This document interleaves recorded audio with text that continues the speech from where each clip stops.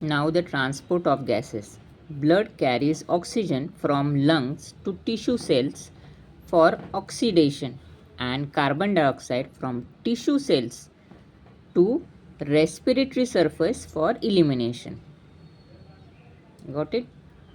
Oxygen from lungs to tissue, carbon dioxide from tissue to lungs.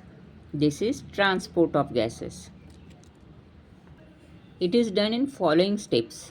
As dissolved gas, about 3% of oxygen in the blood is carried in a dissolved state through the plasma. 3% of oxygen in blood carried to tissues through plasma. How the oxygen is carried? How the oxygen is carried? It combines with hemoglobin molecule. That molecule is called as oxyhemoglobin. About 97% of oxygen is carried by RBCs in the blood. RBCs take oxygen with them in plasma to the tissues.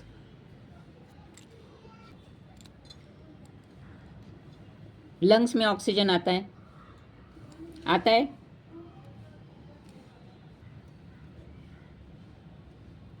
Now this oxygen from lungs, somebody has to take, then hemoglobin in RBC carry this oxygen till tissues, and from tissues it takes carbon dioxide, leaves oxygen in the tissues, and from tissues the carbon dioxide is taken to the lungs through plasma. Hemoglobin is a red colored ion containing pigment present in RBC, to which oxygen can bind in a reversible manner to form oxyhemoglobin. 4 molecules of oxygen bind with 1 molecule of hemoglobin. How many molecules of oxygen bind with 1 molecule of hemoglobin? 4. Which are the factors affect to bind the oxygen with hemoglobin? Which are the factors? Partial pressure of oxygen, partial pressure of carbon dioxide, hydrogen ion concentration and temperature. Partial pressure of oxygen and carbon dioxide, hydrogen ion and temperature. Oxygen dissociation curve or oxyhemoglobin dissociation curve. What it is? It is a curve obtained on plotting percentage saturation of hemoglobin with oxygen against PO2. This is a curve. It is plotted against, what is its axis? Partial pressure of oxygen and percentage saturation of hemoglobin with oxygen. That means how much is the pressure of oxygen and how much is the percentage of hemoglobin with oxygen.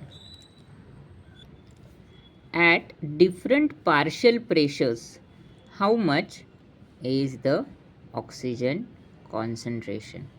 The more the partial pressure, the more is the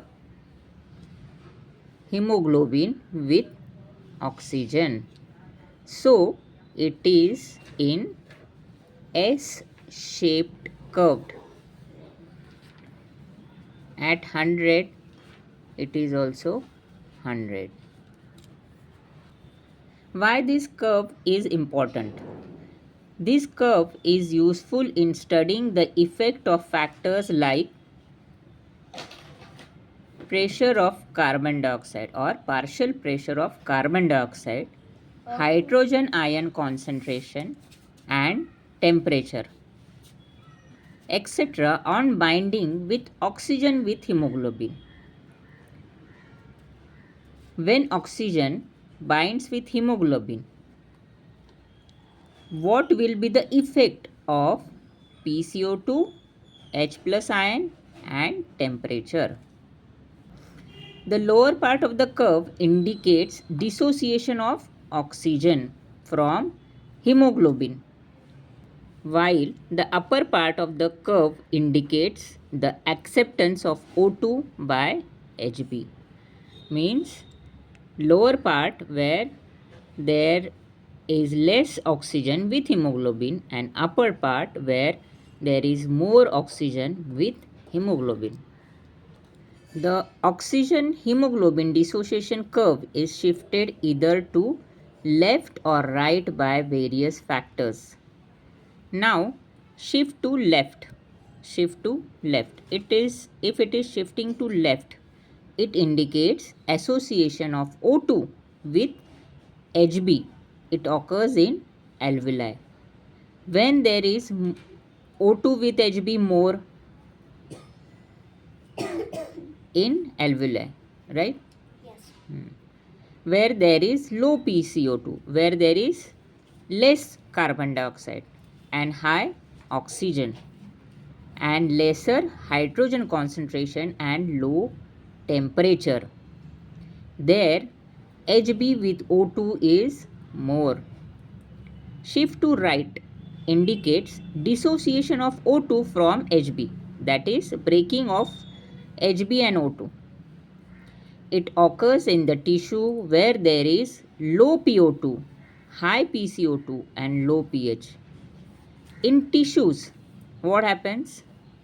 This Hb leaves oxygen and takes carbon dioxide. There is low pH and higher temperature. It occurs in tissues. In fetal blood, there is shift to left because fetal hemoglobin has more affinity for oxygen than the adult Hb. This clearly indicates that O2 gets bound to Hb on lung surface and gets dissociated at the tissue level. This upper part is where in the lungs, where there is more affinity of oxygen to Hb, यानी यहाँ पे Hb और oxygen ज़्यादा friends है और यहाँ पे कम friends है. Every 100 ml of oxygenated blood can deliver around 5 ml of O2 to the tissue under normal physiological conditions. Her 100 ml blood में और every 100 ml blood of oxygenated blood can deliver 5 ml of O2 to tissues. 100 ml of oxygenated blood can deliver 5 ml of O2 to tissues under normal physiological conditions.